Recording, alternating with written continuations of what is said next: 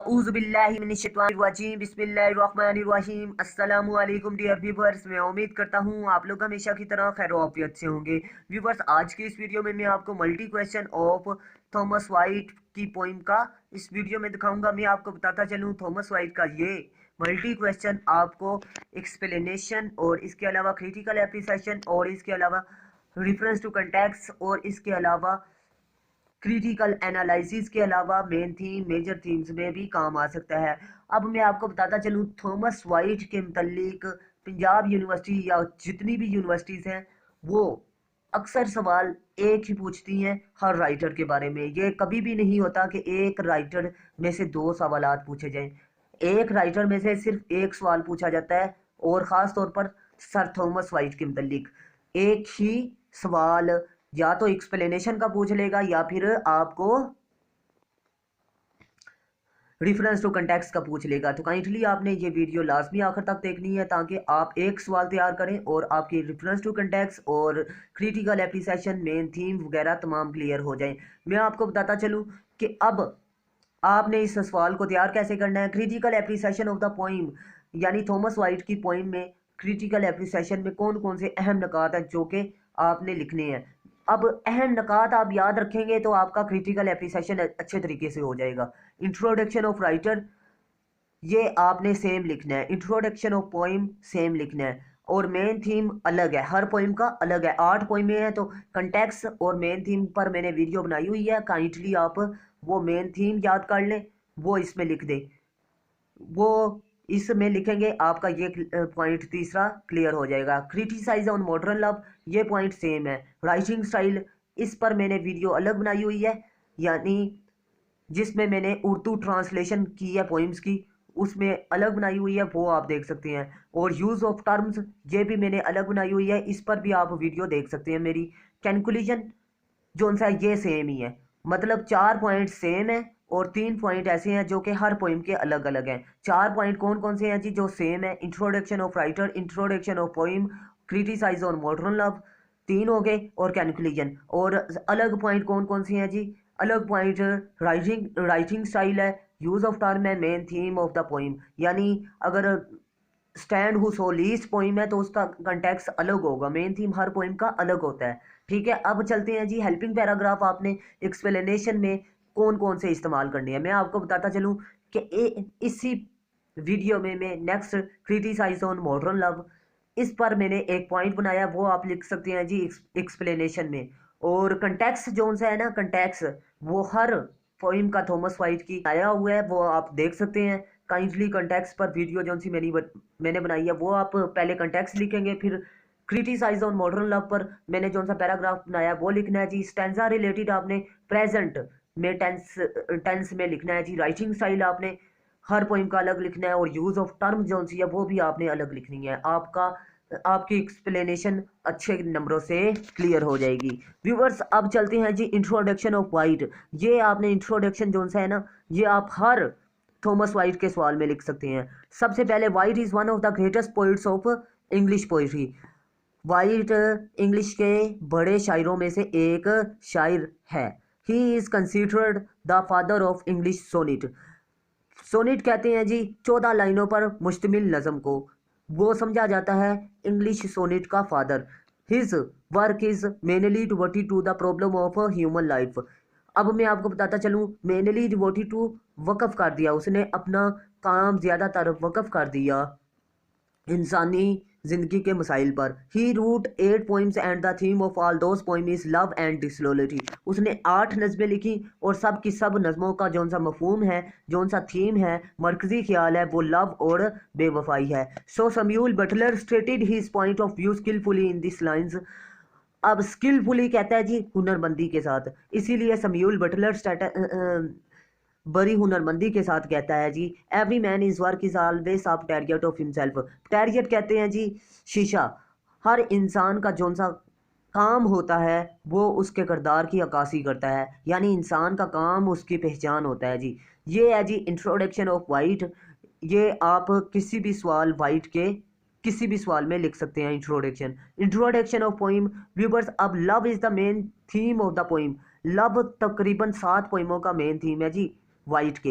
एक जोन सा है वो अलग है, वो मेन थीम आपने यहाँ पर लिख देना है जी। यहाँ पर लव को मिटाकर आपने क्या लिखना है जी, यहाँ पर लिखना है आपने हाई रैंक्स या wishes is the main theme of the poem, ठीक है। Stand who so least poem है।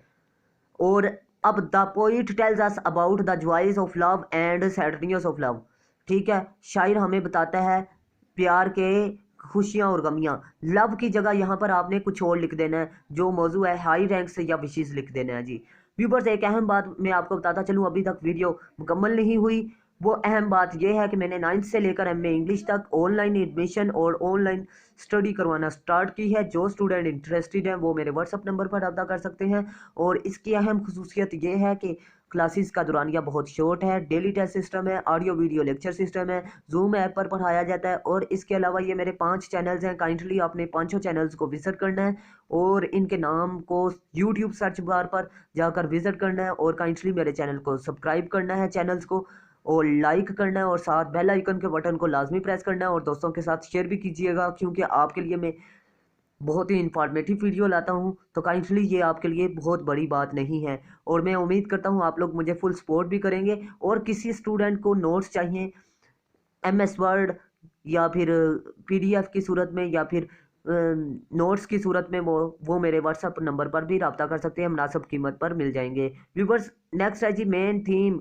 अब madam without on many words का मेन थीम या कंटेक्स्ट में आपको इस यहाँ दिखा रहा हूँ। इन this point the poet says that, ये कंटेक्स्ट में भी आप लिख सकते हैं, एक्सप्लेनेशन में भी लिख सकते हैं, मेजर थीम्स में भी लिख सकते हैं, और इसके अलावा मेन थीम में भी लिख सकते हैं और क्रिटिकल एप्रिसिएशन में भी लिख सकते हैं, ठीक है। क्योंकि इस तरीके से मैंने ये तैयार किया हुआ है। In this point the poet says that he is beloved, if you have any pity for a lover who has always been burning in love, answer me plainly with yes और no.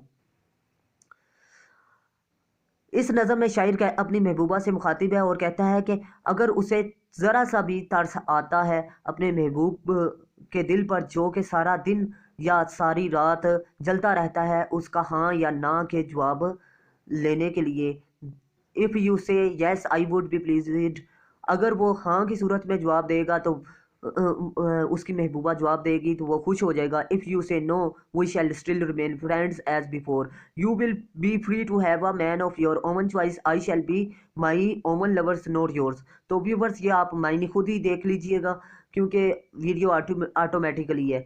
White has studied the evils of modern love very closely.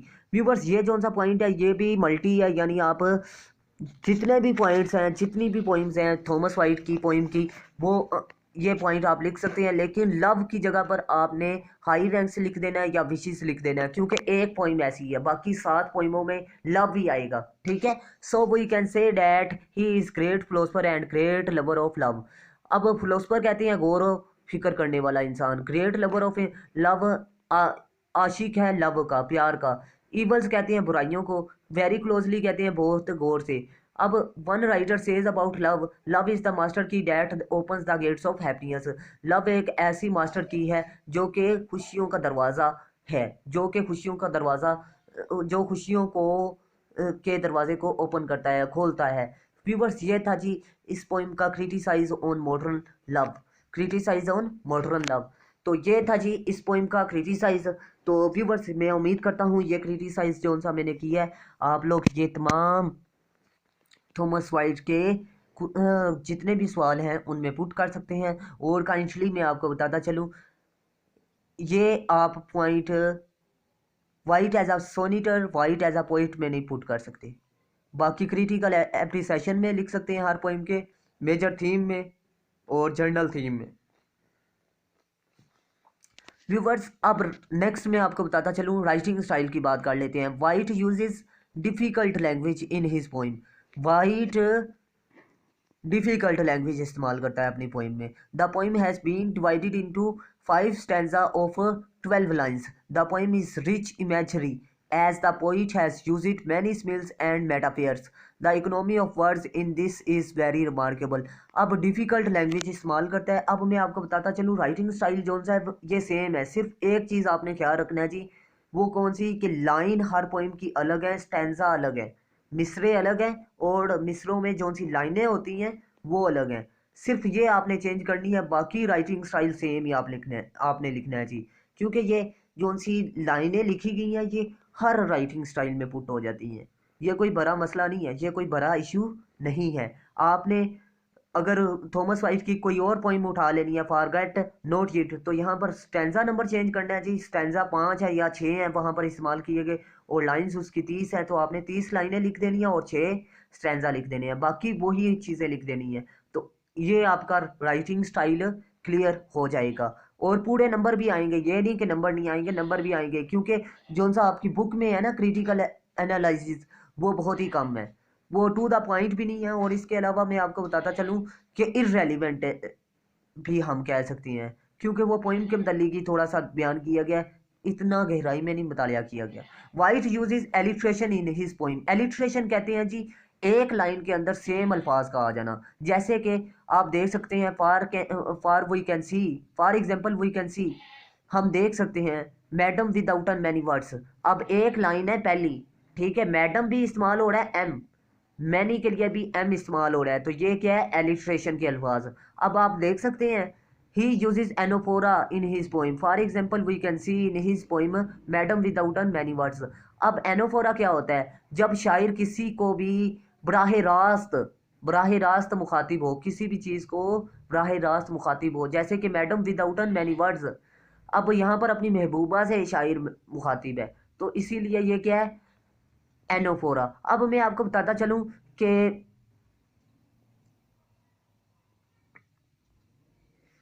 Sorry मैंने एनोफोरा बोल दिया, एनोफोरा नहीं है, apostrophe है जिसमें मुखातिब होता है। एनोफोरा ये है कि दो अलग अलग लाइनों में सेम अल्फाज आ जाएं। जैसे कि लाइन नंबर 11 और 12 आप देख सकते हैं जी, इफ़ से अल्फाज शुरू होते हैं, इफ़ से लाइन नंबर 11 भी शुरू होती है और लाइन नंबर 12 भी। तो ये क्या है जी, एनोफोरा। अपोस्ट्रोफी क्या है, जिसमें शायर मुखातिब हो बराह रास्त किसी से भी। ठीक है, मैंने गलती से पहले बता दिया है, करेक्शन कर रहा हूँ, तो काइंडली इंसान हूँ, इंसान से गलती हो जाती है, तो काइंडली आपने इस चीज़ को मद्देनज़र रखना है कि यहाँ पर थोड़ी सी गलती आपने खुद ही करेक्शन करनी है। अब वीडियो में इस पर दोबारा नहीं बनाना चाहूँगा, क्योंकि ये आप देख सकते हैं कि वीडियो तकरीबन आखिर पर है, और इससे आपका टाइम भी बड़ा मुश्किल से मैनेज होगा, आपके लिए भी और मेरे लिए भी टाइम मैनेज करना बहुत मुश्किल है। ये पॉइंट था जी यूज़ ऑफ टर्म। ये हर पॉइंट का अलग अलग होता है जी, कि उसने कौन कौन सी टर्म इस्तेमाल की। अब मैं आपको बताता चलूँ कि जो सा कैलकुलेशन है, ये 7 पॉइंट है कैलकुलेशन का, ये आप हर पॉइंट का अलग अलग नहीं होता, सेम आप लिख सकते हैं, क्योंकि थॉमस वाइट पर मैंने एक ही कैलकुलेशन तैयार किया है जी। ये आप जितने भी सवाल है ना, जितने भी सवाल हैं, चाहे वो सोनीटर पर है या फिर वाइट एज अ पोइट पर है, तो आप ये लिख सकते हैं। ठीक है, हिनक his description of the poem is very realistic. In short, poems आपने पोइम्स लिख देना है, पोइम नहीं लिखाना, पोइम्स इज। अब आपने लिखना जी, इन शॉर्ट वाइट ने हासिल किए आ डिस्टेंट पोजीशन, एक नुमाया पोजीशन, नुमाया मकाम इन इंग्लिश पोइट्री में। He was a Nobel figure in English poetry, और उसने आला मकाम आला हिंद से हासिल किए इंग्लिश में। His strength, his order, his manliness, his complete freedom from affection makes him a prominent poet of his age. Prominent कहते हैं जी नुमाया, अफेक्शन पुर असर, शायर अपनी एज पे बनाया। अब वर्ड्स जो है, ये अल्फाज आप देख लीजिएगा कि वर्ड्स कितने इस्तेमाल किए हैं मैंने। ये वर्ड्स मैंने लिखा हुआ था, तो मैं अभी कोशिश करूंगा कि वर्ड्स का लफ्ज़ यहाँ से ख़त्म कर दूं। अगर नहीं करता तो ये वर्ड्स हिस्सा नहीं है इस पोइम का, आपने एज तक ये पॉइंट करना है। व्यूवर्स, ये जो सा कैलकुलेशन पर पॉइंट मैंने बनाया है, ये आप किसी भी सवाल में पुट कर सकते हैं।